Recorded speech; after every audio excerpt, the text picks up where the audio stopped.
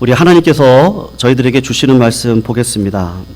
시편 1편 1절에서 6절 말씀, 구약 804쪽에 있습니다.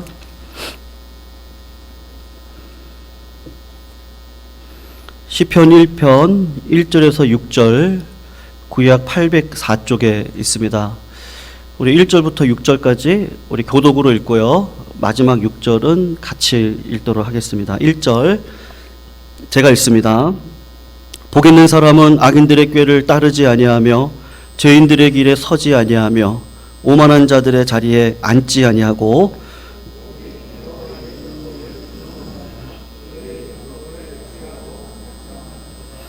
그는 시냇가에 심은 나무가 철을 따라 열매를 맺으며 그 잎사귀가 마르지 아니함 같으니 그가 하는 모든 일이 다 형통하리로다. 악인들은 그렇지 아니하며 바람에 나는 겨와 같다. 그러므로 악인들은 심판을 견디지 못하며 죄인들이 의인들의 모임에 들지 못하리로다. 무릇 의인들의 길은 여호와께서 인정하시나 악인들의 길은 망하리로다. 우리 6절 말씀만 우리 같이 한 번만 더 읽을까요? 함께 읽겠습니다. 시작. 무릇 의인들의 길은 여호와께서 인정하시나 악인들의 길은 망하리로다. 아멘. 여러분, 세상 사람들도 마찬가지고 우리 그리스도인들도 마찬가지인데 오늘 시편 1편이 증거되면서 복에 있는 사람에 대해서 이야기를 하고 이 복에 관해서 이야기를 할 때 우리도 관심이 있어서 이것이 하나님의 복일까 생각하며 지나갈 때가 상당히 많이 있습니다. 제가 이렇게 보니까 우리 성도님들께서 생각하시는 복은 크게 세 가지로 구분이 되어질 것 같습니다. 첫 번째로 우리가 생각하는 이 기복이죠. 여러분, 기독교 안에도 이 기복의 축복이 우리 가운데 있다는 걸 잊지 않으셨으면 좋겠는데 세상 사람들도 똑같이 이 기복의 복을 받기를 원합니다. 그래서 중국의 고전인 유교 서경을 보면은 오복에 대해서 이야기를 하잖아요. 성도님 오복을 아시죠? 부자인 것, 그리고 수, 그리고 오래 살고 강령, 건강하고 평안하고 유호덕, 도덕을 지키는 것, 그리고 고정명, 그래서 제 명대로 살아가다 죽는 것을 가리켜서 오복이라 그러고 이 오복을 가지고 있는 사람들이 복되다. 세상 사람들도 알고 우리 기독교인들도 압니다. 그런데 청나라 때 와서 이게 조금 바뀌었는데요. 적현이라고 하는 사람이 오복을 조금 수정을 했습니다. 그래서 오복을 보면 거기에는 부, 장수, 귀, 강령, 그리고 하나를 추가를 했는데 자손의 중다함을 오복이다 불렀습니다. 그러니까 부자로 건강하게 많은 사람들의 사랑과 존경을 받으면서 자식들을 많이 거느리고 오래오래 살다가 제 명에 죽으면 그 사람이 제일 행복한 사람이라고 그렇게 청나라 사람들이 이해를 했고 기독교에도 이 복들이 분명히 저희들 가운데 있는 것이죠. 그래서 그것을 하나님의 복을 달라고 저희들이 이야기를 합니다.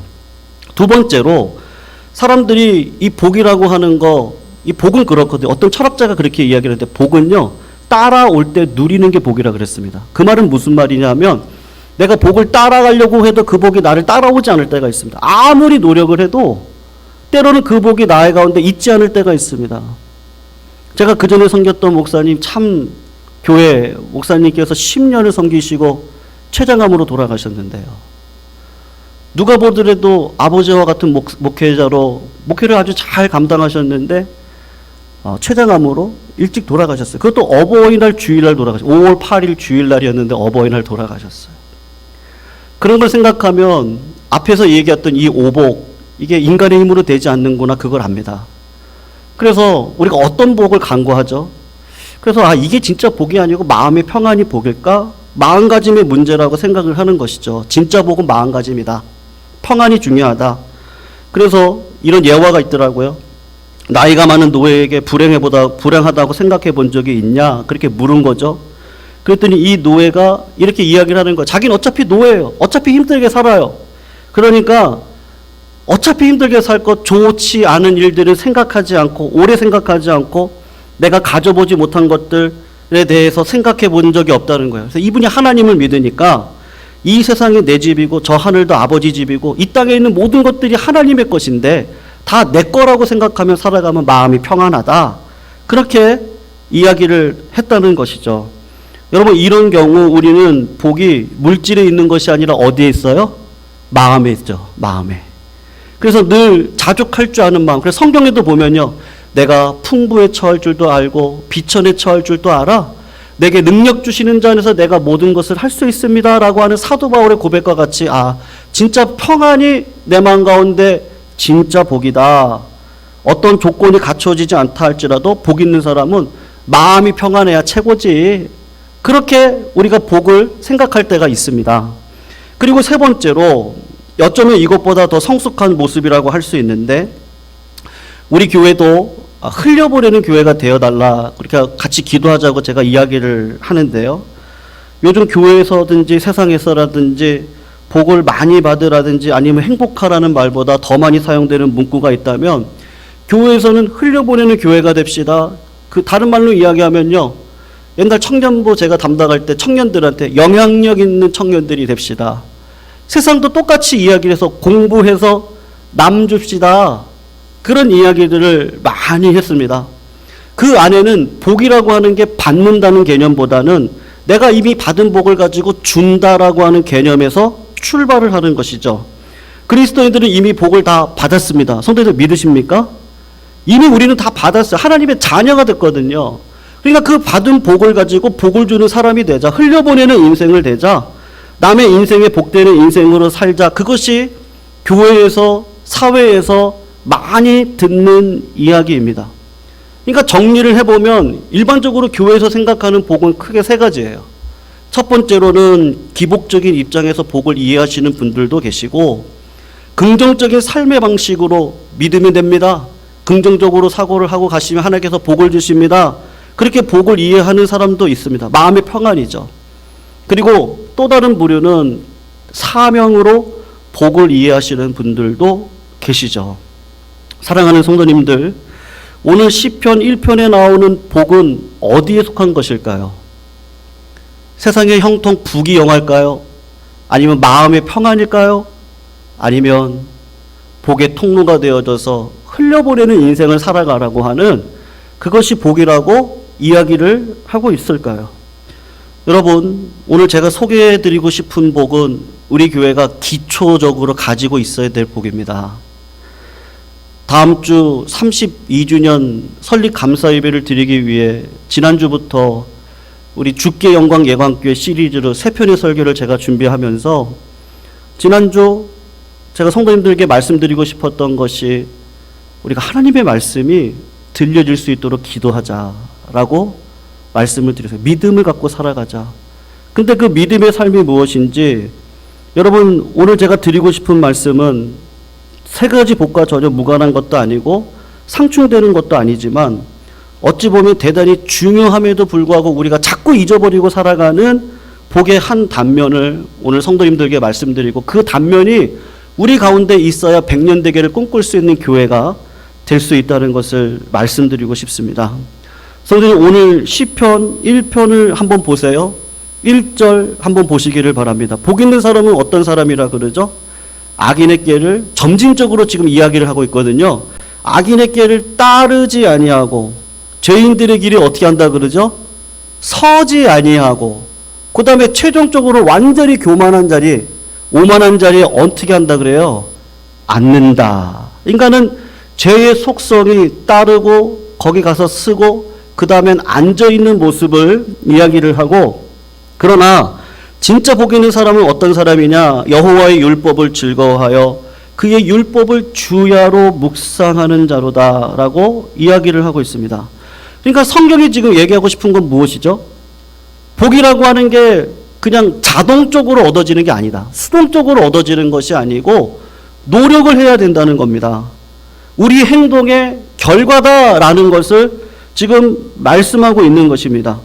오만한 자리에 복을 받기 위해서는요, 오만한 자리에 앉으면 안 돼요. 여호와의 율법을 즐거워하고 그 율법을 따라서 하루하루를 살아가는 삶을 살아갈 때 하나님께서 반드시 저희들에게 복을 주실 것입니다. 성도님들 믿으시기를 주의 이름으로 축원합니다. 그런데요, 성도님들, 여호와 율법을 즐거워하고 그 율법을 주야로 묵상한다는 것이 무슨 뜻이죠? 다윗이 이야기하기를 하나님의 말씀이 송이꿀보다 달다 그랬습니다. 정직하게 대답해 주세요. 성도님들, 레위기를 읽으실 때 졸리우세요? 아니면 송이꿀보다 더 다세요? 레위기를 읽으실 때요. 어떠세요? 그냥 웃으시면서 고개를 다 내리시는데요. 네. 창세기까지 괜찮습니다. 출애굽기 중반을 가면요, 그 다음부터 장막에 대한 이야기가 나오는데 이게 무슨 얘기인지 도대체. 그리고 레위기로 넘어가면요, 말씀이 단 게 아니라 잠이 달아요. 네, 솔직한 마음으로 그래요. 이렇게 반복되어지는 이야기를 왜 이렇게 자꾸 하지? 그런 이야기가 들기도 하고, 어떨 때 의문하면서 말씀을 읽기도 하는데, 솔직한 마음은 내 육신의 소욕은요, 말씀을 읽고 싶지가 않아요. 왜냐면 말씀이, 레위 같은 건 말씀을 읽다, 요한계시록 같은 말씀을 읽다 보면 이해가 되지 않으니까 졸려올 때가 많거든요. 그런데 다윗이 이 말씀이 송이꿀보다 달다고 이야기했던 그런 의미가 무엇이냐 하면, 다윗도 졸려올 때가 있었을 겁니다. 근데 다윗이 왜 여호와 율법을 묵상하는 자가 왜 복이 있고 왜 여호와의 말씀이 송이꿀보다 달다고 이야기합니까? 그것은 여호와의 말씀대로 살아갈 때 그 약속이 틀림이 없어서 반드시 율법대로 이루어지는 삶을 본인이 경험하고 살아가니까 이 말씀이 살아있는 말씀이에요. 이 말씀대로 살아가기만 하면 나는 진짜 복 있는 삶을 살아갈 수 있다는 것, 그것이 다 이루어지는 걸 내 삶에서 경험하고 가니까, 야, 이 말씀이 진짜 능력이 있구나. 이 말씀이라고 하는 것이 삶 속에서 이렇게 역사를 하시는구나, 이렇게 움직여 가시는구나, 그걸 아니까 송이꿀보다 더 단 거예요. 더 귀중하게 생각을 하는 겁니다. 그래서 성도님들, 우리가 어느 자리에 서 있느냐가 중요한 거예요. 내가 악인의 꾀를 쫓는 악의 자리에 서 있습니까? 아니면 말씀을 쫓는 말씀의 자리에 서 있습니까? 거기에 따라서 행복이 결정되어진다. 어떻게 느끼던 어떤 결과를 누리던입니다. 성도들, 제 말씀을 잘 들어주세요. 악한 자리에 있으면 불행하고 의인의 길에 서 있으면 행복한 자입니다. 죄인의 길을 걷고 있으면 불행한 자고 의인의 길을 가고 있으면 행복한 자고, 거룩하게 산다고 행복감을 느끼는 것도 아니고 말씀대로 정의롭게 사는 것이 언제나 만족스럽고 자랑스러운 것은 아닌데, 내가 어떻게 느낄 수 있느냐에 상관없이, 환경에 상관없이 내가요 하나님 편에 서 있으면, 우리가 아까 마지막 6절 같이 읽었잖아요. 하나님이 인정하시는 의인의 복된 삶을 살고 있다라고 그렇게 이야기를 하고 계세요. 성도님들, 이 말씀을 조금 더 자세히 이해하기 위해서 제가 오늘 두 사람을 소개를 하려고 그래요. 첫 번째가 하나냐라는 선지자고, 또 하나는 예레미야 선지자예요. 여러분, 하나냐라는 사람은요, 남왕국 유다가 국가적으로 아주 어려웠던 시기에 있었던 선지자예요. 예레미야도 똑같이 남왕국 유다가 어려울 때 있었던 선지자였습니다. 정치적으로 경제적으로 굉장히 혼란했던 시절에 하나냐는 저명하고 유력한 선지자고 관록과 인품이 있었고, 그래서 이 사람에게는 어떤 마음이 있었느냐 하면 이스라엘의 최고의 실력자, 인정받는 존경받는 선지자가, 그러니까 목회자가 되고 싶었어요. 여러분, 이 사람은 그 이전에도 예루살렘의 선지자로 하나님의 계시를 받지 않음에도 불구하고 하나님의 계시를 받은 것처럼 행세를 했고, 선지자로서 위치를 굳히기 위해서 왕과 귀족들이 부정을 행하고 있음에도 불구하고 그것을 눈감아주고, 국가적으로 위기에 처해져 있을 그때에 말씀으로 국가를 새롭게 해야 됨에도 불구하고 그렇지 않은 삶을 살아가는데, 어떻게 했느냐 하면 그가 여호와께 받은 말씀이 한 번도 없음에도 불구하고 여호와 하나님께서 나에게 말씀하셨다는 것이죠. 나 만군의 여호와가 이스라엘 백성들을 끝까지 지켜주실 거예요. 우리 교회를 끝까지 지켜주실 거예요. 그동안에 바벨론에 사로잡혔던 백성들이 다 돌아올 것이고 바벨론은 망하게 될 것이라고 겁도 없이 어떻게 이야기했냐면 거짓 평안을 말을 예언을 했습니다. 여러분, 저도 마찬가지입니다. 하나님의 말씀이 아님에도 불구하고 제가 만약에 그런다면요, 더 큰 교회를 이루기 위해서 조금 더 많은 사람들에게 인정을 받고 대접을 받고 유명해지려고 하는 간절한 마음을 가지고 하나님이 기뻐하시는 말보다는 사람이 좋아하고 사람이 듣기 좋은 말들을 할 수 있다는 말입니다. 그래서 하나냐가 사람이 듣기 좋은 말 전쟁은 없을 거예요. 그런 일 절대 없어요. 바벨론의 포로로 잡혀간 사람들 지금 당장 돌아올 거예요. 하나님은 이 나라 이 민족을 지켜줄 거예요. 여러분, 그 말을 얼마나 많은 사람들이 듣고 싶었겠습니까? 잘 될 겁니다. 복 받을 거예요. 걱정하지 마세요. 하나님께서 책임져 주실 거예요. 지금도 우리가 듣고 싶은 말입니다. 하지만 그 말이 하나님이 하시지 않은 말씀이라고 한다면요, 이 예언의 말씀을 통해서 하나냐는 더 큰 인기를 누리고 자신의 위치를 확고하게 할 수 있었습니다. 하나님을 두려워하지 않았던 그지만 어쨌든 그는 세상 사람들이 받는 복을 받아 누렸어요. 명실공히 최고의 지도자가 되었고 다른 사람들은 어떻게 살든지 간에 영향력과 힘을 가지고 모든 사람들이 인기를 누리고 행복한 사람이 되었습니다. 그런데 애석하게도 그는 7개월 만에 죽음으로 인생이 끝나는 삶을 살게 됩니다. 여러분, 반면에 하나냐와 같은 시대의 사역을 같이 했던 선지자 중에 예레미야라고 하는 사람이 있었습니다. 그는 젊은 나이에 선지자로 부름을 받고 그 순간부터 고생과 핍박과 연속의 삶을 살아갔습니다. 근데 자꾸 하나님께서 예레미야에게 말씀을 심어주시는 거예요.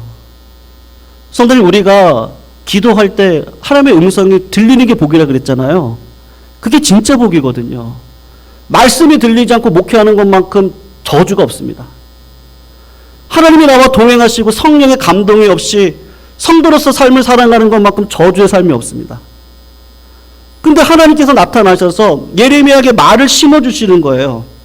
그냥 아무 말씀 안 하셨으면 좋겠어요. 그러면 제가 예레미야가 그냥 평범하게 산속에서 조용한 삶을 살고 싶을 텐데 하나님께서 계속해서 그 입에 말을 계속해서 심어주세요. 하나님의 말씀을 자꾸 들리게 하세요. 깨달음을 주세요. 근데 예레미야로서는 하고 싶지 않은 말이에요. 그 말이 뭐냐면 지금 대한민국 망할 거라는 거예요. 우리 교회 망할 거라는 거예요. 바벨론의 포로로 끌려갈 거라는 거예요. 이스라엘 나라가 망할 거라는 겁니다. 70년 동안 종살이 하게 될 거라는 말이에요. 하나님께서 그 말을 전하래요. 근데 하나냐, 실력 있고 저명한 선지자는 말하기를 하나님의 말씀을 듣지도 않았는데 우리 걸 복되게 하시고 형통하게 하실 거라고 하는데 예레미야 선지자는 나타나가지고 아닙니다. 그거 아닙니다. 하나님께서 이 백성들을 벌하셔가지고 바벨론에 종살이 하게 하실 거니까 여러분들 바벨론의 포로가 돼야 돼요. 바벨론에 행복해야 됩니다. 그 이야기를 하나님께서 하라고 하시는 거예요. 하나님의 말씀을 들은 대로 전해야 됩니다. 너무 힘들고 속이 상해서 너무 많이 울었어요. 그것 때문에 고난과 핍박과 환난과 멸시와 천대를 받아서 너무 힘들었어요. 어린 선지자가 너무 힘들어서 많이 울어가지고 눈물의 선지자, 울보 선지자라는 별명이 있었어요. 사랑하는 성도님들, 눈물로 나를 보냈던 이 예레미야 선지자가 행복한 사람입니까? 그는 재물도 명예도 권세도 없어요. 죽을 뻔했던 적이 여러 번이고 사람들의 손가락질과 저주를 받고 나라를 팔아먹은 매국노라는 비난을 받았어요. 여러분, 그러면요, 아까 제가 말씀드렸던 세 가지 복 가운데 마음이라도 편해야 되잖아요. 마음이라도. 부귀영화 못 누리고 말씀대로 흘려보내고 살지도 못하고 그러면 마음이라도 평안해야 되잖아요. 여러분, 신자의 삶의 실제가 뭐죠? 성도님들 마음이 맨날 평안하세요? 남들 모르게, 남편 아내 모르게 침상에 들어갈 때 남들 모르는 한숨을 쉬지 않습니까? 우리가 그럴 때가 많지 않습니까? 예레미야를 보세요. 오늘 본문 말씀은 아닌데 20장 14절 15절 말씀 띄어 올립니다. 18절까지 말씀이 있는데 잠깐 같이 한번 읽어볼게요.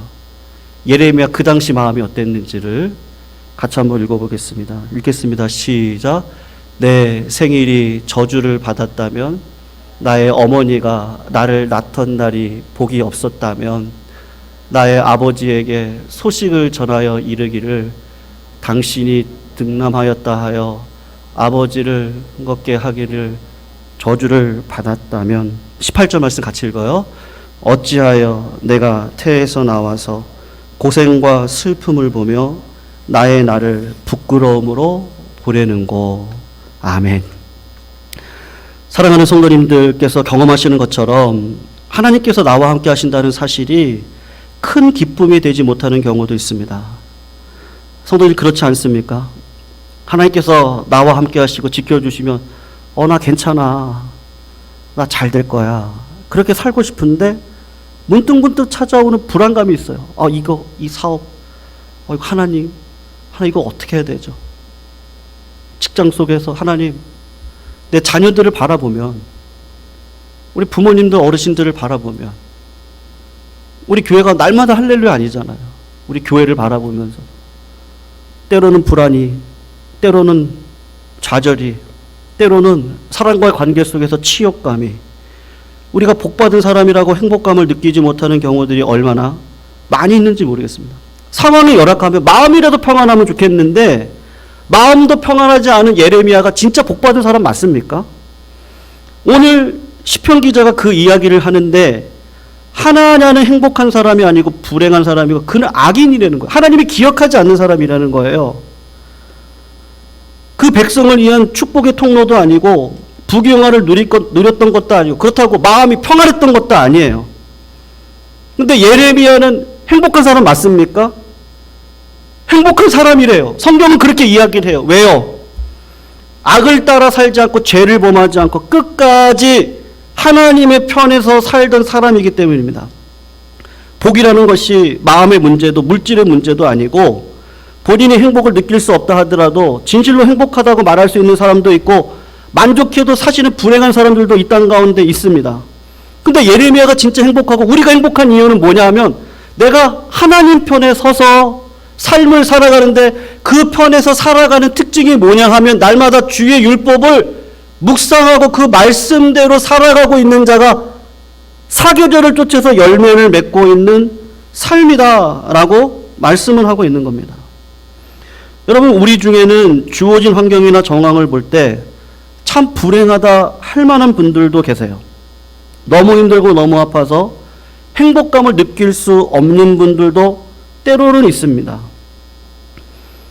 여러분, 그래도 하나님 하시니까 나 행복하다 그러고 싶은데 이게 안 되는 거예요. 기도의 자리에 딱 쓰면 하나님 하십니다. 감사합니다. 근데 그것보다도 한숨으로 시작하게 할 때가 많고 기도 제목이 도저히 생각이 나지 않아서 하나님 앞에 그냥 찬양으로 1시간 2시간 부를 때도 많고 그냥 이 예배당을요 이렇게 뚜벅뚜벅 몇 바퀴를 도는지도 모르겠어요. 기도를 하러 올라왔는데 기도할 힘이 없어가지고 그냥 본당을 이렇게 걸어갑니다. 성도님들, 물론 저는 의의 편에 서고 난 후에 하나님께서 주시는 물질적인 축복을 무시하지 않습니다. 의인의 자식이 걸식하는 것 절대로 그런 일 없어요. 씨앗이 뿌린 것만큼 자손들이 복받게 되어져 있습니다. 하나님께서 주시는 물질적 축복 무시하지 않고 그 이후에 오는 평안함과 만족함도 부인하지 않습니다. 근데 진짜 중요한 게 뭐죠? 우리 교회가 그래요. 재물적인 복을 받았어요. 사람들이 이제 막 들어와요. 부흥의 일들을 막 경험을 했어요. 교회가 세워졌어요. 기도원을 세워요. 요양병원도 한번 운영해 볼까요? 근데 그러고도 우리 말씀대로 살아갈 수 있을까요?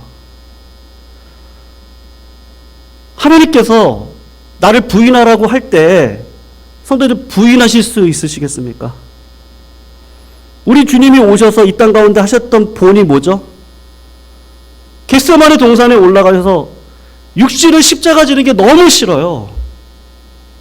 근데 하나님의 말씀은 뭐예요? 자꾸 말씀을 들려주시는데 십자가 지래요. 나 부인하래요. 말씀이 들리는데 어떻게 해요? 육신의 소욕을 따라가면 나는 사망의 길로 가야 되고, 성령의 소욕을 쫓아가면은 생명의 길로 갈 수 있는데, 내 힘으로 안 되는데 자꾸 하나님이 저를 뒤로 밀어 세우는 거예요. 말씀대로 살아가려고 자꾸 얘를 쓰라는 거예요. 나를 부인하라는 거예요. 그것이 어떤 상황이든 상관없어요.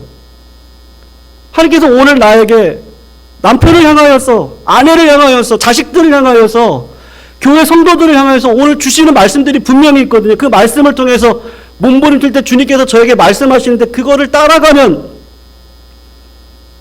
근데 하나님은 마음이 쉬어가고 사랑을 배워가는 교회가 되자고 2021년도 얘기를 했는데요.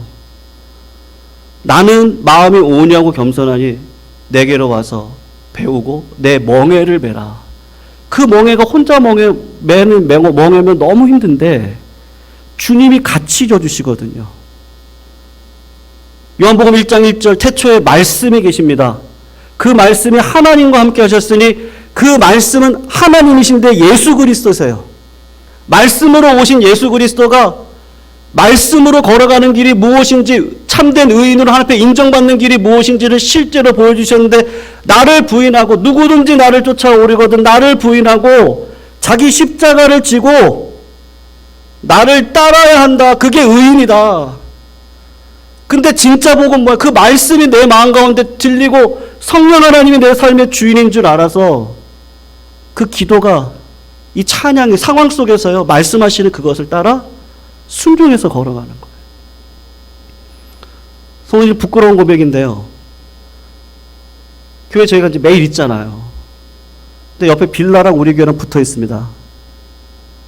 빌라 쓰레기를요, 우리 교회 이 저쪽 담벼락 쪽에 그 전봇대가 하나 있는데 그쪽에다 쓰레기를 빌라분들이 넣으시는 거예요. 근데 빌라는 관리인들이 없으니까 쓰레기를 넣으면 바람이 불거나 그러면 그 쓰레기가요, 엉망이 돼가지고 교회 주차장으로 옵니다. 그때 뭐 저의 지혜는, 그러면 저거 너무 보기 싫다. 우리 교회가 미관상 안 좋아요. 그래서 화분을 2개를 갖다 놓자. 딱 갖다 놓으니까요, 우리 교회가 참 예쁘게 보이더라고요.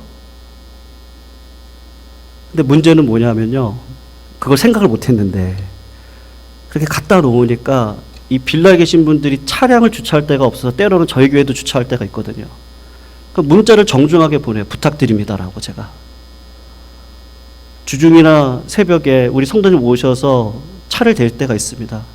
근데 어떨 때는 너무 많이 되니까 제 차를 댈 데가 없어요. 그래가지고 삥 돌아가지고 이쪽에다 대거든요. 그러니까 어쩔 때는 인간적인 마음으로 이렇게 좀 화가 나죠. 그래서 문자를 그냥 부탁합니다라고 보내는데, 그렇게 화분을 딱 갖다 놓고 나니까 빌라분들이 차를 댈 데가 없잖아요. 그러니까 교회에다가 못 대니까 그 들어가는 입구에다가 차를 대놓는 거예요. 그럼 빌라에 계신 분들이 오고 가는 길이 안 그래도 좁은데 우리가 화분을 옆에다 딱 갖다 놓는 바람에 쓰레기가요, 그 빌라 안쪽으로 들어가 버리는 거예요. 그러니까 이 사람들이 지나가다가 화딱지가 났나 봐요. 그래가지고 화분을요, 우리 식당 그 뒷문 있는 데 있잖아요. 그쪽에다가 놔두고는요, 우리 쓰레기 봉투에다가 막 넣어가지고 다 찢어지도록 넣어가지고 테이프 붙여가지고 우리 교회에다가 쓰레기를 딱 놔뒀는데 기분 나쁘다는 거죠. 그래서 고민을 했어요. 어떻게 하는 게 좋을까?